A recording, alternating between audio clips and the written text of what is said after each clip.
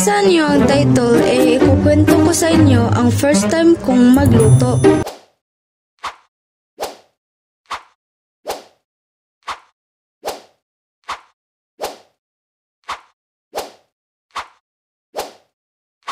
Zaina Animation! Bago tayo magpatuloy, huwag niyong kalimutang mag-like, comment, share, at subscribe at i-click niyo na rin ang notification bell para lagi kayong updated sa mga new uploads ko. One day, isang araw, ako lang ang mag-isa sa bahay namin dahil umalis si mama. Gutom na ako. Ano kayang ulam? Ay, ampalaya. Ako lang ba? Kapag ayaw kong kumain ng ampalaya, yung itlog lang kinakain ko. Ewan ko ba, mapaitan talaga ako. Di ko kaya talaga. Sa mga oras na yon, naisip ko na magluto kaya ako. Ang buong akala ko napakadali lang magluto, pero akala ko lang pala.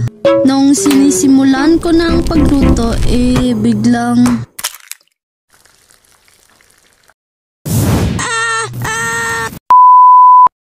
Joke lang, hindi yun ang nangyari. Yun na nga. Pagkatapos kong magluto, tinikman ko na.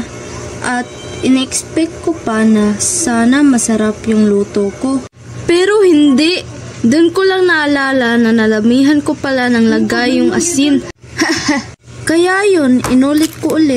Eto na sana yung perfect, kaso sunod na nga lang. Kaya sinubukan ko ng paulit-ulit hanggang sa tagumpay ang operasyon. Dok, may baliw dito. Pagkatapos nun, napakasaya ko kasi marunong na akong magluto ng itlog.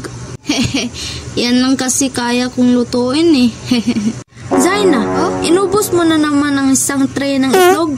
Kakabili ko lang yan kahapon na. Ikaw talagang bata ka. Oops. So, ayan lang muna sa ngayon. Marami pa akong ikukwento sa inyo, pero abangan nyo na lang ang part 2. And gusto ko lang mag-thank you sa inyo dahil 300 plus subscribers na tayo. Yay! And thank you for supporting me as always, guys. I really appreciate it. So, see you to my next video. Bye-bye!